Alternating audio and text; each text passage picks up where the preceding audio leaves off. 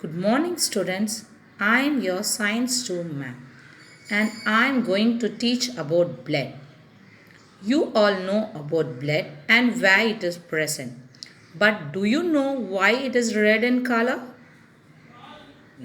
Yes, blood is red in color due to the presence of the respiratory pigment hemoglobin. Good. Now let's move to the topic. Blood. Blood is the main circulatory media in the human body. It has two components. One is plasma and another one is blood elements, that is blood cells. Plasma. Plasma is light alkaline and contain non-cellular substance, whereas elements of bloods are three types, that is red blood corpuscles or erythrocytes, white blood corpuscles or leukocytes, and platelets. Red blood corpuscles or erythrocytes. They are the most abundant cells in the human body. Red blood cells are formed in the bone marrow. They are red in color due to the presence of the respiratory pigment hemoglobin. Their lifespan is about 120 days. RBCs involves in transport of oxygen from lungs to the tissues. White blood corpuscles. White blood cells are colorless. They do not have hemoglobin and are nucleated cells. They are found in the bone marrow, spleen, thymus, and lymph nodes.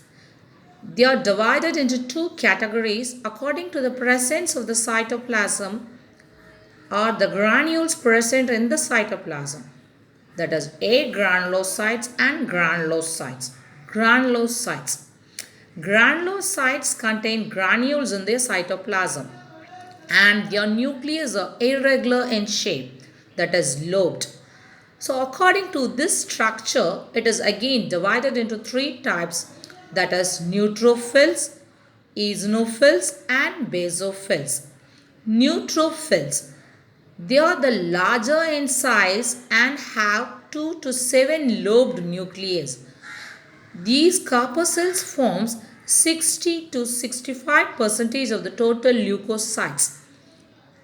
They increases in their number during infection and inflammations. Eosinophils. Eosinophils, it is having bilobed nucleus and 2 to 3% of the total leukocytes. They increases their number during allergy and parasitic infections. Basophils. Basophils have lobed nucleus.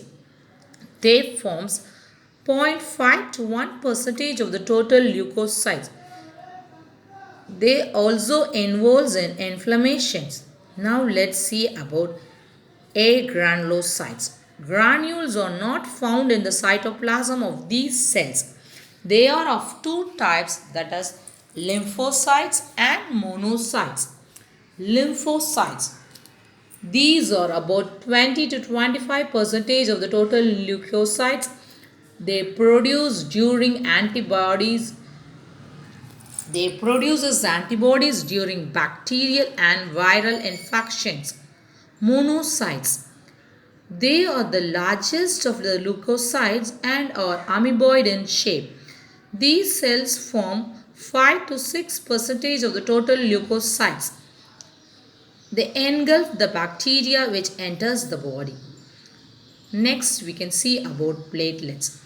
These are smaller and colorless. They do not have nucleus. There are about 2,50,000 to 4 lakh platelets in our body.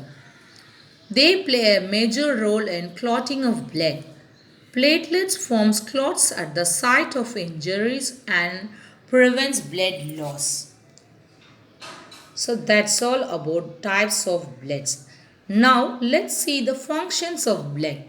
Functions. Transport of respiratory gases, that is oxygen and carbon dioxide, throughout the body. Transport of digested food materials to different body cells. Transport of hormones and transport of nitrogenous excretory products like ammonia, urea and uric acid.